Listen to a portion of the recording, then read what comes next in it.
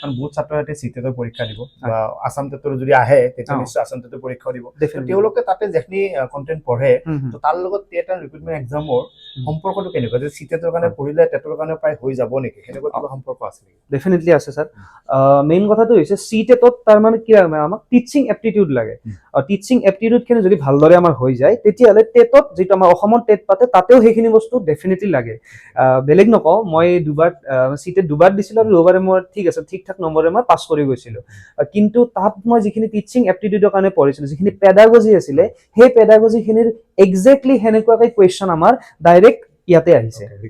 exactly হয় এটো কথাও হয় যে বিটিসিৰ এক্সামৰ যদি আপোনালোকে পেপাৰ চাই তেতিয়া কিন্তু আপোনালোকে অকমান ডিফাৰেন্ট দেখিব তাত ফিলসফি কিবা কিবি এনেকুৱা আহিছিলে কিন্তু অসমৰ যেটো টেট কাম ৰিক্ৰুটমেন্ট আছিলে তাত কিন্তু যিখিনি আমাৰ পেডাগজি পাৰ্ট সেইখিনি ডাইৰেক্টলি সিটেটৰ পৰা তেওঁলোকে কপি কৰি পলাই উঠাই দিছে বাকি জিকে খিনিটো আপোনালোকে জানে সেইখিনি নৰমাল আপোনাৰ এডিআৰই হক বেলেগ হক তাতকে অকমান কম লেভেলৰ আহিছে এটো আপোনালোকে জানি লওক যে এডিআৰইতকে অকনমান কম লেভেলত তেওঁলোকে কোৱেশ্চন খিনি দিছে মেথছৰ ফালৰ কিবা ম্যাথছ কিন্তু আপোনালোকক কম ম্যাথছ কিন্তু বহুত হাৰ্ড আহিছে এক্সট্ৰিমলি হাৰ্ড আহিছে ম্যাথছ 15 মাৰ্কছৰ আহিছে